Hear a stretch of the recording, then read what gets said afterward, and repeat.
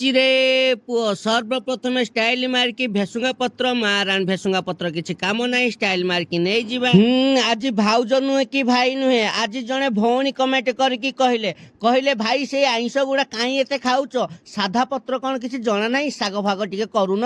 ହେଇ ଦେଖ ଭଉଣୀ ତମ ପାଇଁ ଆଜି ଶାଗରେ ଏମିତି ଗୋଟେ ରେସିପି କରିବି ତମେ ଖାଇଲା ପରେ ପୁରା ବିତା ଫିଟିଯିବ ବୁଝିଲ କି। ହଁ ଦେଖ ଭଉଣୀ ନେଉଟିଆ ଶାଗକୁ ଚୁନି ଚୁନି କାଟି ସାଇଲା ପରେ ଯଦି ପାରିବ କଖାରୁ ଡଙ୍କ ଟିକେ ଆଣିକି ଚୁନି ଚୁନି କରିକି କାଟିବ।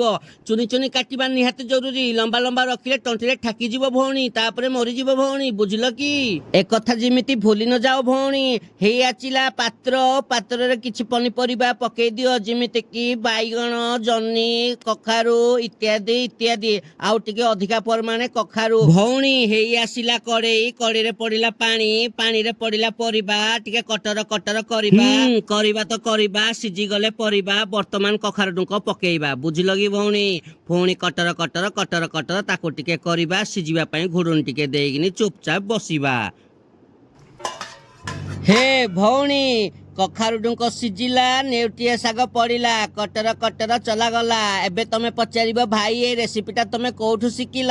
ହେ ମୋ ବୋଉ ଯୌତୁକରେ ଆଣିଥିଲା ବୁଝିଲ କି। ସ୍ୱାଦ ଅନୁସାରେ ଲୁଣ ପଡିଲା ପୁଣି କଟର ଥେବିକି କଟର ଥେବିକି କରାଗଲା ବୁଝିଲ କି ଭଉଣୀ। ହେଇ ଦେଖ ବର୍ତ୍ତମାନ ନାଳୁଆ ଭେଣ୍ଡି ଟିକେ ପଡିଲେ ଭାରି ଭଲ ବୁଝିଲ କି ନାହିଁ। ପୁଣି କଟର କଷି ଚାଲ। ହେ ବର୍ତ୍ତମାନ ବିରି ଚାଉଳ ଗୁଣ୍ଡ ଟିକେ ପକେଇ ଦିଅ ପୁଣି କଟର କରିଦିଅ। ହେ ପାଇଲାନି ଭଉଣୀ ଆଉ ଟିକେ ହବ ବୋଲେ ପକେଇ ଦିଅ ପୁଣି କଟର ସେଣ୍ଡା କରିଦିଅ। ବର୍ତ୍ତମାନ ଚାଲ ଛୁଙ୍କଟା ମାରିଦବା। ହେଇଛି ବସିଲା କଡେଇ ପଡିଲା ତେଲ ତା ଭିତରକୁ ସୋରିଷକୁ ଶୁଖିଲା ଲଙ୍କା ପେଲ ପୁଣି କଟର ଟିକେ କର ଗେଲ ତାପରେ ରସୁଣ ଛେଚାକୁ ପେଲ ପୁଣି କଟର କର ଗେଲ। ବର୍ତ୍ତମାନ ସେଣ୍ଡା ହେଇଯାଇଥିବା ଶାଗକୁ ଆଣିକି ଛୁଙ୍କଟା ମାରିଦିଅ ବୁଝିଲ କି।